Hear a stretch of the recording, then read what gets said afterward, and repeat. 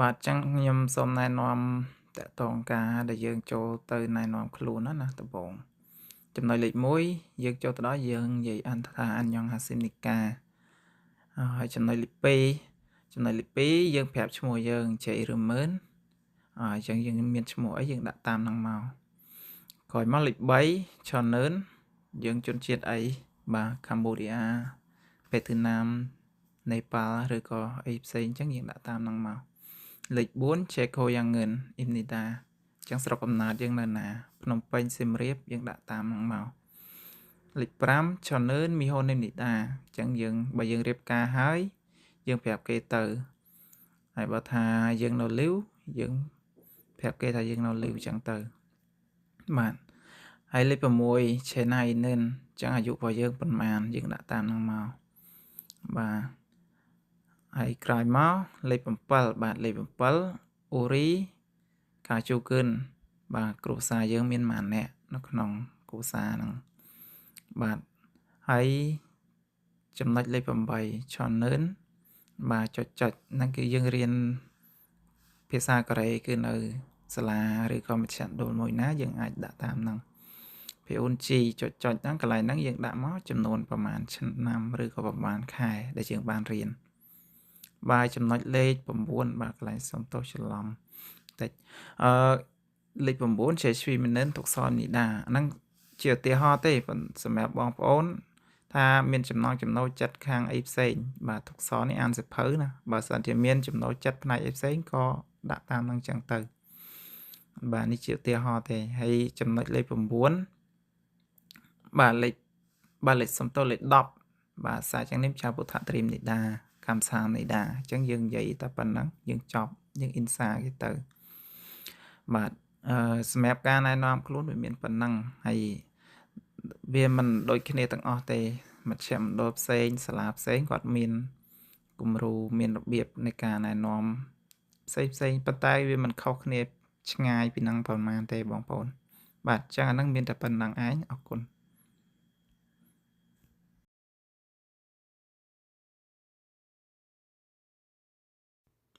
បាទជំរាបសួរបងប្អូនទាំងអស់គ្នាអញ្ចឹងវីដេអូបន្ទាប់នេះគឺខ្ញុំនឹងធ្វើការបង្ហាញអំពីការធ្វើកាយវិការតាមគេគណៈកម្មការបញ្ជាអញ្ចឹងណាអញ្ចឹងវាមានច្រើនចំណុចដែលយើងត្រូវយកមកអនុវត្តបាទតន្ទិញ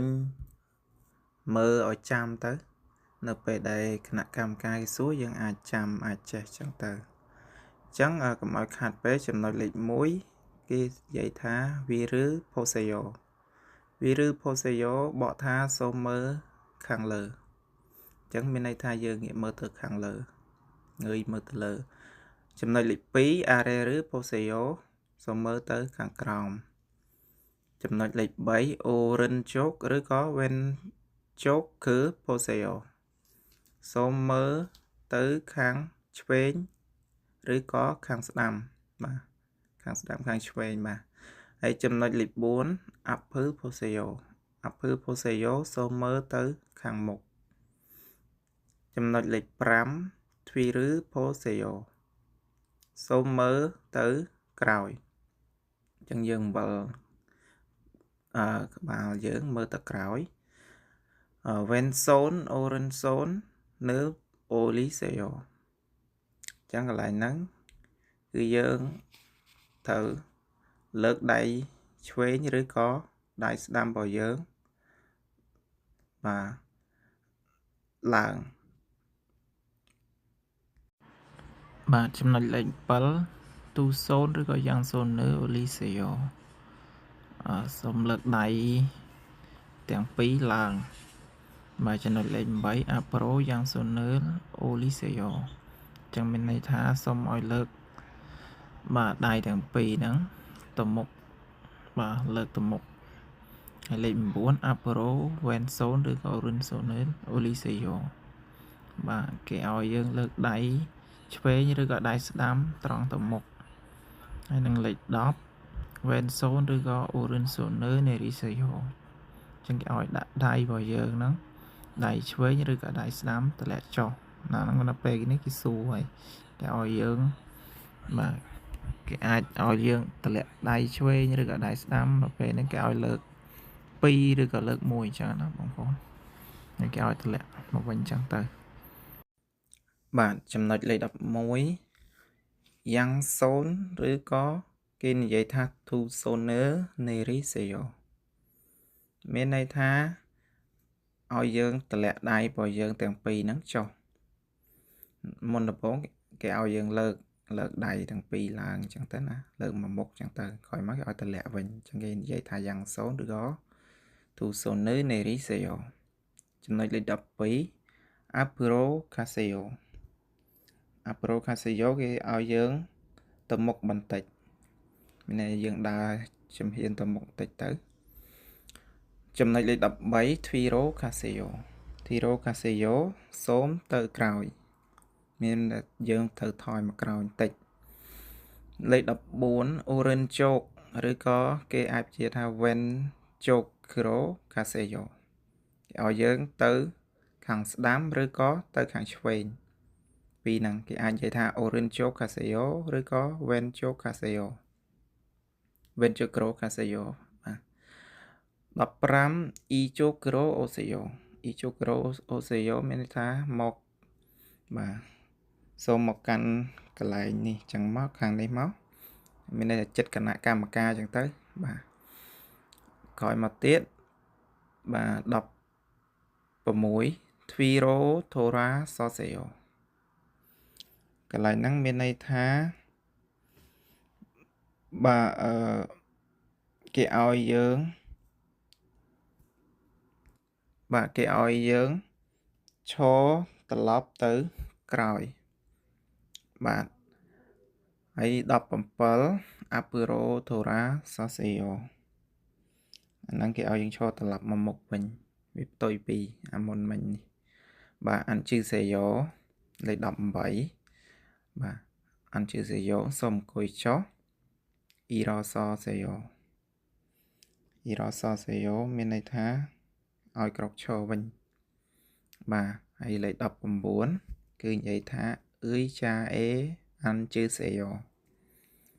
សូមឲ្យអង្គុយនៅលើកៅអីនេះចឹងចំណុចដែលគេអាចនឹងបញ្ជាយើងគណៈកម្មការបាទមាន19ចំណុចហ្នឹងបងប្អូនអាចសាកយកទៅទន្ទិញឲ្យចាំឬក៏រៀនអនុវត្តជាមួយមិត្តភ័ក្តិមិត្តរួមថ្នាក់ដែលរៀនភាសាកូរ៉េមួយយើង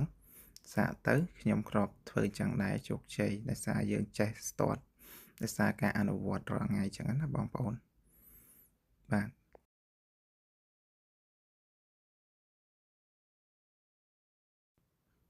បាទបន្តមកទៀតនឹងចូលដល់សំណួរបែបសម្ភាសដែលគណៈកម្មការគេតែងតែសួរជាញឹកញាប់ដល់បាទពលករយើងបាទចំណុចលេខ1 Irumi Moot Simnika ហ្នឹងគេសួរពីឈ្មោះយើងឬក៏គេអាចសួរថា Irumi Moyeo ឬក៏គេសួរថា Songhami Otoke Tweseo បាទចំណុចហ្នឹងអញ្ចឹងចម្លើយដែលយើងត្រូវឆ្លើយគឺអាចនិយាយថា Che Irumun អញ្ចឹងយើងឈ្មោះអីយើងដាក់ហ្នឹងមក Imnida មកបាទហើយចំណុចលេខ2គេសួរថា Naiga Otoke Teseo ឬក៏គេសួរ Myatsarimnika ឬក៏គេសួរថា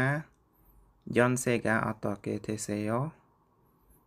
ចឹងគេអាចសួរក្នុងហ្នឹង3ហ្នឹងគេសួរមួយណាយើងរៀនទន្ទិញឲ្យចាំអញ្ចឹងចម្លើយយើងឆ្លើយមកឈននឿនអញ្ចឹងយើងមានអាយុប៉ុន្មាន25 30យើងឆ្លើយតាមហ្នឹងមកបាទឈននឿនសឺមួយគប់សារីមនីដាអញ្ចឹងទៅទីហោណាបាទចំណុចលេខ3សេងរីអនជេមនីកាថ្ងៃកំណើតហ្នឹងថ្ងៃណាឬក៏គេសួរថាសេងអ៊ីរីអនជេយោបាទចឹងយើងឆ្លើយមកឆេសេងអ៊ីរិនបាទយើងដាក់ឆ្នាំមុនឆ្នាំ1998 2000 2005បាទក្រោយមកយើងដាក់ខែ5អូវលចឹងទៅ បាទទីហោបាទហើយថ្ងៃប៉ុន្មានយើងដាក់តាមហ្នឹងបាទលេខ4គេសួរថាខ្យល់រោនហេតុសឹមនិការៀបការហើយនៅឬក៏គេសួរថាខ្យល់រោនហេតុសយបាទអញ្ចឹងចម្លើយយើងឆ្លើយបើសិនជាយើងរៀបការហើយយើងនិយាយថាណែខ្យល់រោនហេតុសឹមនិដាបើសម្រាប់អ្នកដែលគាត់នៅលាវអាចនិយាយថាអានិយោខ្យល់រោនអានហេតុសឹមនិដាមានន័យថាមិនទាន់រៀបការហើយទេមិនទាន់រៀបការទេបាទចំណុចលេខ5ខាជូគីមៀតមៀងអ៊ីមនីកាខាជូគីមៀតមៀងអ៊ីមនីកាគ្រួសារមានសមាជិកប្រមាណអ្នកបាទអញ្ចឹងចម្លើយយើងឆ្លើយមកអូរីខាជូគឹនបាទចុចយើងដាក់មកក្នុងផ្ទះយើងមានសមាជិកប៉ុន្មានយើងដាក់មកយ៉ាសតញងបាទនេមញងបាទតាមហ្នឹងអញ្ចឹងទៅហ្នឹងគឺស្ថានភាពគ្រួសាររបស់យើងរៀងខ្លួនយើងអាចឆ្លើយបាទទៅតាមហ្នឹងបាទចំណុចបន្ទាប់បាទលេខ6គេសួរថាយ៉ងជាការញាត់មៀងអ៊ីមនីកាតើមានបងប្អូនប្រមាណអ្នកបាទអញ្ចឹងយើងមានបងប្អូនប្រមាណអ្នកយើងអាចដាក់តាមនេះមកយើងឆ្លើយថាយ៉ង channel បាទយើងមាន3អ្នកដាក់3អ្នក5អ្នកដាក់5អ្នកអញ្ចឹងទៅបាទញាត់មៀងអ៊ីមនីដាអញ្ចឹងមកបាទចំណុចលេខ7 Kiga ញាត់ centimeter អ៊ីមនីកាតើមានបាទកម្ពស់ប៉ុន្មានយើងមានកម្ពស់ប្រមាណអញ្ចឹងយើងអាចឆ្លើយមក Chekinen អញ្ចឹងយើងមាន1.75 1.8 ឬក៏1.68 អីចឹងទៅយើងអាចដាក់តាមហ្នឹងមក Chekinen pek 60 cm អ៊ីមនីដាអញ្ចឹងទៅជាឧទាហរណ៍បាទលេខ8 Momugega Almana អ៊ីមនីកាដែលយើងមានទម្ងន់ប្រមាណបាទអញ្ចឹងចម្លើយ che momogenen អញ្ចឹងយើងអាចដាក់មកគីឡូយើង8គីឡូ5គីឡូ6បាទយើងដាក់តាមហ្នឹងបាទ che momogenen យក10គីឡូអ៊ីនីដាអញ្ចឹងទៅជាឧទាហរណ៍បាទលេខ9 Hanguk Marin Odieso Pewasoyo បាទយើងរៀនភាសាកូរ៉េនៅឯណាបាទអញ្ចឹងយើងរៀននៅមជ្ឈមណ្ឌលណាឬក៏សាលាណាយើងដាក់មកចម្លើយបាទសម្រាប់ខ្ញុំរៀននៅណាមហានអញ្ចឹងខ្ញុំដាក់ថាណាមហាន Center អេសបាទហានគុកក៏ហានគុកមករៀនអេសពេវសយោបាទណាមហាន Center អេសពេវសយោបាទហើយចំណុចលេខ10 Alma Tungan Pewasoyo ដែលបានរៀនកំឡុងរយៈពេលប្រហែលខែប្រហែលឆ្នាំអញ្ចឹងទៅអញ្ចឹងបើយើងរៀនបាន10ឆ្នាំយើងដាក់ឆ្នាំទៅបើដល់ខែយើងរៀនដល់តាមខែដាក់សាកេវលអញ្ចឹងទៅបាទសម្រាប់លេខ11អូនរឿនញ៉ាត់វលញ៉ាត់ឈីលីមនីកាតើថ្ងៃនេះគឺជាថ្ងៃទីប៉ុន្មានខែប៉ុន្មានអញ្ចឹងចម្លើយអូនរឿនចុចយើងដាក់ខែមុនក្រោយមកយើងដាក់ថ្ងៃអូនរឿនវលអ៊ីរីមនីដាលេខ12នេរឿនញ៉ាត់វលញ៉ាត់ឈីលីមនីកាថ្ងៃស្អែកគឺជាថ្ងៃទីប្រមាណខែប្រមាណបាទអញ្ចឹងយើងឆ្លើយមកនេរឿនចុចដាក់ខែមុនក្រោយមកដាក់ថ្ងៃបាទលេខ13នេរឿនថ្ងៃស្អែកអចេសមិញអូនរឿនថ្ងៃនេះមូស៊ឺនយូអ៊ីលីយ៉ូអញ្ចឹងគឺជាថ្ងៃអ្វីអញ្ចឹងយើងអាចដាក់មកថ្ងៃច័ន្ទដល់ថ្ងៃពុធថ្ងៃពុធសំទោសថ្ងៃអាទិត្យយើងដាក់មកថ្ងៃមួយណានៅក្នុងសប្តាហ៍ហ្នឹងបាទយើងឆ្លើយមកនេឬអចេឬក៏នូរឿនថ្ងៃពុធថ្ងៃផុសឲ្យដាក់អញ្ចឹងមកបាទគេអាចសួរមួយទេនៅក្នុង3ហ្នឹងបាទលេខ14 Where Hangukគេកាកូស៊ីផយោហេតុអីបានចង់ទៅប្រទេសកូរ៉េអញ្ចឹងយើងឆ្លើយមកចម្លើយអ៊ីលហារ៉ហាន់គូកេកាកូស៊ីផយោដោយសារតែមានបំណងចង់ទៅធ្វើការមកលេខ15ហាន់គូកេខាំយ៉នអតនីឬហាកូស៊ីផយោ ចឹងគេថាបើសិនជាទៅប្រទេសកូរ៉េហ្នឹងចង់ធ្វើការងាររបៀបម៉េចចឹងយើងឆ្លើយមកអត់តន់អ៊ីរីទឿនជីថាហៅស៊ូអ៊ីស៊ូនីដាចឹងយើងឆ្លើយហ្នឹងបកថែថាការងារអីក៏បានដែរអាចធ្វើបានទាំងអស់បាទសម្រាប់លេខ16ជីកចាំងធងយោវ៉ាកូអតកេជីណេកយយោបាទតើអ្នកនឹងចំណាយពេលបែបណាជាមួយនឹងអ្នករួមការងារបាទចឹងយើងឆ្លើយថាសរោភេរោហាមយន់សជឺកបកេជីណេកយយោខ្ញុំនឹងចំណាយពេលយ៉ាងសប្បាយនឹងចេះអធិស្ឋានគ្នាបាទលេខ17ជីកចាំងធងយោកាប៉ាពឺមៀនអតកេហាកយយោប្រសិនបើមានមិត្តភ័ក្តិរួមការងាររវល់តើអ្នកនឹងធ្វើដូចម្ដេចបាទចម្លើយយើងឆ្លើយមកធងយោឬធវ៉ាជូកូខាធីអ៊ីលហាកេតស្នីដាអញ្ចឹងយើងឆ្លើយថាខ្ញុំនឹងជួយមិត្តរួមការងារហើយនឹងធ្វើការជាមួយគ្នាបាទតទៅទៀតបាទលេខ18한국에 대해서 아는 게 있어요. ចឹងកន្លែងហ្នឹងគេសួរថាតើអ្នកមានដឹងអីពីប្រទេសកូរ៉េដែរអត់បាទគេសួរហ្នឹងចង់ដឹងថាពីលក្ខណៈរបស់ប្រទេសមិនវិញអីចឹងណាមានបានដឹងខ្លះអត់ចឹងឆ្លើយមកឈឿនណារ៉ាអ៊ីនីដាបាទយើងអាចឆ្លើយថាប៉ុណ្ណឹងមកគឺជាប្រទេសដែលល្អលេខ19 Vesa e iri manimion otoke hakoyo ចឹងបើសិនបើក្រុមហ៊ុនមានការងារច្រើនតើអ្នកនឹងធ្វើដូចម្ដេចតើយើងធ្វើដូចម្ដេច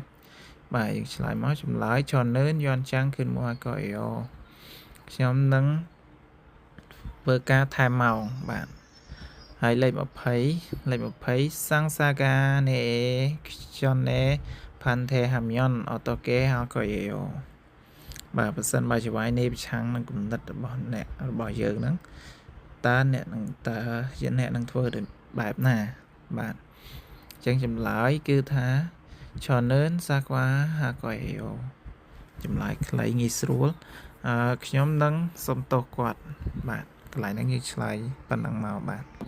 លេខ21បាទចាកោផាតាកាសាកូកាណាមយ៉នអតកេហាកយយោបាទខណៈពេលធ្វើការបើសិនជាមានគ្រោះថ្នាក់ហ្នឹងតើយើងនឹងធ្វើដូចម្ដេចតើអ្នកធ្វើដូចម្ដេចបាទចម្លើយឆ្លើយថាខឿនសូរីរ៉ូវេជីកូយ៉ាប់ធងយោឬពូឬកេតសនីដាបាទខ្ញុំនឹងស្រែកខ្លាំងហើយហៅអ្នករួមការងារនៅក្បែរនោះបាទលេខ22អ៊ីរហាតាកាស៊ីស៊ូហាមយ៉នអតកេហាកយយោបាទគណៈពេលធ្វើការបើសិនបើធ្វើឲ្យមានកំហុសតើនឹងធ្វើដូចម្ដេចបាទចឹងចម្លើយថាសង្សាអេកេពូកូហាកូថាស៊ីស៊ីស៊ូហាឈីអានខេនូរ៉ុកហាកេតស៊ុនីដាបាទចឹងខ្ញុំនឹងរាយការណ៍ទៅចវាយនាយហើយនឹងប្រឹងប្រែងមិនឲ្យមានកំហុសទៀតឡើយបាទចំណុចត្រង់22បាទហើយចំណុចលេខ23បាទអ៊ីស៊ូចាកាអម៉ានីកាបាទកន្លែងហ្នឹងគេសួរថាតើលេខហ្នឹងប្រមាណបាទលេខហ្នឹងគឺលេខប្រមាណចឹងយើងឆ្លើយមកបើគេដាក់ដៃ4បាទគេដាក់ដៃម្រាមដៃ4យើងឆ្លើយ4មកសានីដាបើគេដាក់បាទដៃគេដាក់លាដៃទាំង5ចឹងអូនីដាចឹងទៅបាទបន្តមកទៀតលេខ24យូជឺមឿនមូស៊ិនអ៊ីហេអូមានន័យថាសពថ្ងៃឬបច្ចុប្បន្នហ្នឹងធ្វើការអីគេបាទចឹងយើងឆ្លើយមកយើងមានមុខរបរជាអីបាទយើងដាក់តាមហ្នឹងមកយើងនៅរៀនក៏យើងថានៅរៀនចឹងទៅបាទតែនៅក្នុងនេះជាឧទាហរណ៍ខ្ញុំដាក់ថាហាន់គូកេខាវជូនពីឬហាកូអ៊ីស៊ុនីដាបាទខ្ញុំកំពុងតែត្រៀមទៅប្រទេសកូរ៉េបាទចំពោះលេខ25ភូលាំងភូមីម៉ាន់នឹមយ៉នអតកេហាកយយោ បាទប្រសិនបើមានផលិតផលខូចច្រើនតើយើងនឹងធ្វើដូចម្ដេចអ្នកនឹងធ្វើដូចម្ដេចបាទចម្លើយយើងឆ្លើយថាគីកេឬឆងជីស៊ីគីកូសាំងសៃកេពូកូហាកូថាអឹមពូថចូលស៊ីមហាកេតស្នីដាចឹងថាខ្ញុំនឹងពន្លត់ម៉ាស៊ីនឲ្យរាយការណ៍ទៅចវាយនាយថ្ងៃក្រោយតទៅនឹងប្រុងប្រយ័ត្នបាទលេខ26ឈ្វីមីកាម៉ូយ៉េយ៉ូតើចំណង់ចំណូលចិត្តជាអ្វីចំណង់ចំណូលចិត្តយើងជាអីបាទអញ្ចឹងចម្លើយជាឈ្វីមីនិនទុកសនមីតានេះជាទៅរបស់ខ្ញុំទេបងប្អូនអាចដាក់អីតាមចិត្តរបស់បងប្អូនដែលចូលចិត្តបាទលេខ27បាទមូស៊ឿនអូនតួងើឈ្វាហេយ៉ូតើអ្នកចូលចិត្តកីឡាអីបាទអញ្ចឹងជាឧទាហរណ៍ខ្ញុំដាក់ Channel ឈូគូឬឈ្វាហេយ៉ូខ្ញុំចូលចិត្តកីឡាបាល់ទាត់បាទអញ្ចឹងបងប្អូនចូលចិត្តអីផ្សេងបងប្អូនអាចដាក់ជាឧទាហរណ៍ផ្សេងក៏បានបាទជាចំណង់ចំណូលចិត្តរបស់បងប្អូនបាទលេខ1 il kilo e miot krem imnika តើ1គីឡូស្មើប៉ុន្មានក្រាមបាទអញ្ចឹងចម្លើយ il kilo e nen chon krem imnida បាទ1គីឡូស្មើ1000ក្រាមតលេខ2បាទសាកូផាគីអូអម៉ាអ៊ីនីកាតើ4គុណនឹង5ស្មើប្រមាណប៉ុន្តែនៅពេលដែលទៅសម្ភាសគេមិនកំណត់ថាសួរ4គុណ5ទេគេអាចសួរចំនួនលើសពីហ្នឹងឬក៏តិចជាងហ្នឹងអញ្ចឹងទៅបាទបន្តទៀតបាទចម្លើយ E10 បាទនៅក្នុងនេះ E10 អ៊ីនីដាគឺ24គុណ5 20បាទលេខ3 Pek Thoa Ki Pek Nin អមៃមីកា100 + 100 ស្មើប្រមាណចឹងចម្លើយ E Pek អ៊ីនីដាបាទលេខ4 E10 Nano Inin អមៃមីកាតើ20ចែកនឹង2ស្មើប៉ុន្មានបាទចឹងចម្លើយយើងឆ្លើយតាមនឹងមកបាទចែកមកស្មើ20ចែកនឹង2 10នីដាចែកមកគឺបាន10បាទបន្តមកទៀតអូស៊ីផេគីស៊ីបអូនិនអម៉ាយេយ៉ូបាទតើ50ដល់15ស្មើប៉ុន្មានបាទចឹងចម្លើយ30អូអ៊ីនីដាគឺ35បាទអញ្ចឹងយើងឆ្លើយតាមនឹងមកនៅពេលដែលសួរគេអាចសួរខុសពីនឹងគេថានេះជាឧទាហរណ៍យើងយកទៅទន្ទិញយកទៅមើលទៅបាទលេខ6គេសួរថាជាគឺញ៉ាត់ស៊ីអាយ៉តើឥឡូវមកប្រហែលអញ្ចឹងគណៈកម្មការគេនឹងដាក់ម៉ោងឲ្យយើងមើលហើយយើងឆ្លើយទៅបាទបើម៉ោង9យើងឆ្លើយបាទហូបស៊ីបាទហូបស៊ីអាយ៉ចឹងទៅឬក៏វាមាន10នាទីឬ20នាទីយើងឆ្លើយតាមនឹង20ពូន30ពូនចឹងទៅបាទលេខ7អាប៉ូជីអម៉ុននឿនគេស៊ីនីកាតើថាម្ដាយឬក៏ឪពុកបាទគាត់នៅរស់អត់បាទអញ្ចឹងបើនៅយើងឆ្លើយណែអាប៉ូជីអម៉ុននឿនគេស៊ីនីដាឬក៏មិននៅទេអានយ៉ូអានគេស៊ីនីដាទេអត់មានទេតែគេអាចសួរថាមុនមកគេសួរឪពុកចឹងទៅឬក៏កយសួរម្ដាយចឹងទៅបាទលេខ8អាប៉ូជីអម៉ុននឿនណាអ៊ីកាបាទអូតូកេតេសេអូបាទអញ្ចឹងគេសួរថាឪពុកម្ដាយរបស់យើងហ្នឹងអាយុប្រមាណជនប្រមាណអញ្ចឹងយើងឆ្លើយមកឆេបាទអាប៉ូជីឬក៏អម៉ុននឿនបាទបញ្ជនគាត់ប្រមាណបាទអាយុគាត់ប្រមាណដាក់តាមហ្នឹងមកបាទអញ្ចឹងលេខ9អាប៉ូជីអម៉ុននឿនមូស៊ិនអ៊ីរឺហាសេអូតើពួកគាត់នឹងមានរបស់អ្វីធ្វើការអ្វីឪពុកម្ដាយយើងបាទចឹងជាអាប៉ូជីអម៉ុននឿនបាទគាត់ជាអីបាទដាក់តាមនឹងមករបស់គាត់បាទចឹងលេខ10គូមីម៉ូយ៉ូតើក្តីសម័យជាអីបាទចម្លើយឆ្លើយថាជាគូមិនហាន់គូកែកាត់សឹមយ៉នតូននៅម៉ានីប៉ូរ៉សជីពឺហាណាសាគូស៊ីបសឹមនីដាចឹងក្តីសម័យរបស់ខ្ញុំពេលដែលបានទៅកតេក្រេបាទរលុយបានច្រើនចង់ទិញផ្ទះមួយ ចឹងនេះជាឧទាហរណ៍ទេបងប្អូនមានក្តីសម័យអីផ្សេងបងប្អូនអាចដាក់តាមបាទក្តីសម័យរបស់បងប្អូនមកបាទនឹងគឺជាចម្លើយបាទអរគុណសំណួរបន្ថែមបាទ집에서 여기까지 얼마나 걸려요? បាទពីផ្ទះមកដល់ហ្នឹងចំណាយពេលអស់ប្រមាណបាទអញ្ចឹងចម្លើយអូតូផៃរ៉ូ30 ចង់ដូខរីមីដាអញ្ចឹងដោយម៉ូតូហ្នឹងត្រូវចំណាយពេលជិះអស់30នាទីបាទបើយើងជិះឡានឬយើងជិះកង់យើងជំនួសទៅបាទដូរអូតូផៃរ៉ូចេញទៅបាទតទៀតបាទអាប៉ូជីអមនីសងហាំឬក៏អ៊ីឬមីមកអតកេទេសយោបាទអញ្ចឹងគាត់សួរថា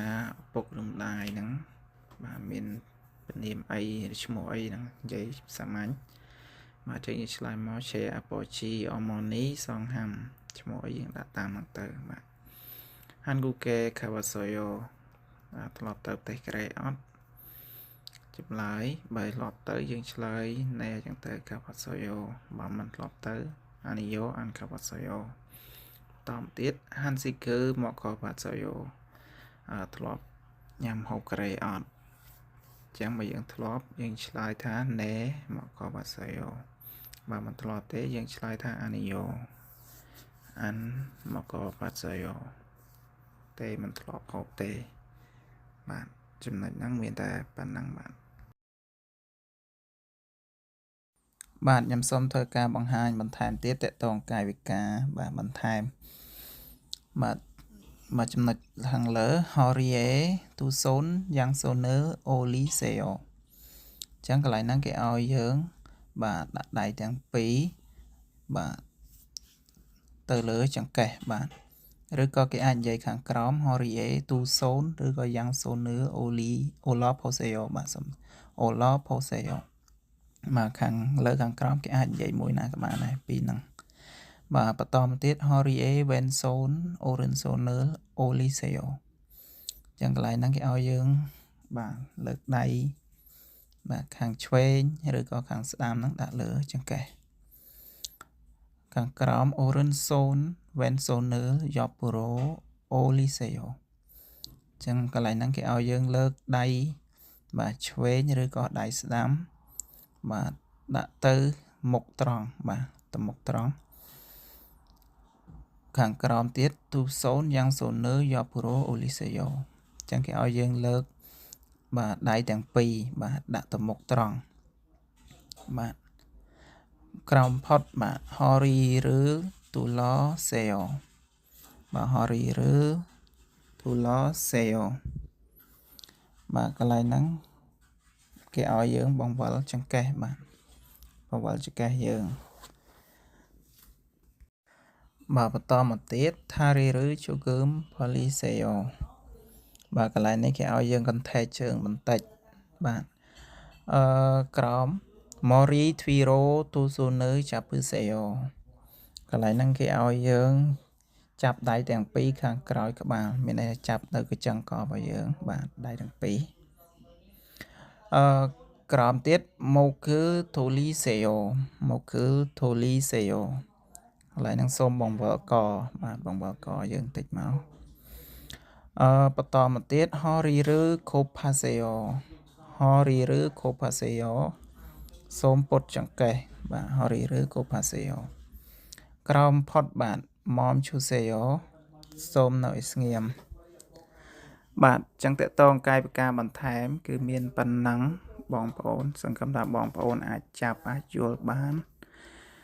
បាទហើយបើមានចំណុចលើសលោះខ្វះខាតត្រង់ណាសូមអធិស្ឋានបាទខ្ញុំទទួលរាល់មតិរិះគន់ស្ថាបនាបាទខ្ញុំកាន់តែមានចំណេះដឹងតិចតួចចែកម្លែកជូនបងប្អូនបាទយកទៅរៀនអនុវត្តបាទហើយបងប្អូនដែលស្រឡាញ់គាំទ្រសូមជួយចុច Subscribe Channel បាទ YouTube ជាមួយផងបាទសូមអរគុណសុខសប្បាយទាំងអស់គ្នាបងប្អូន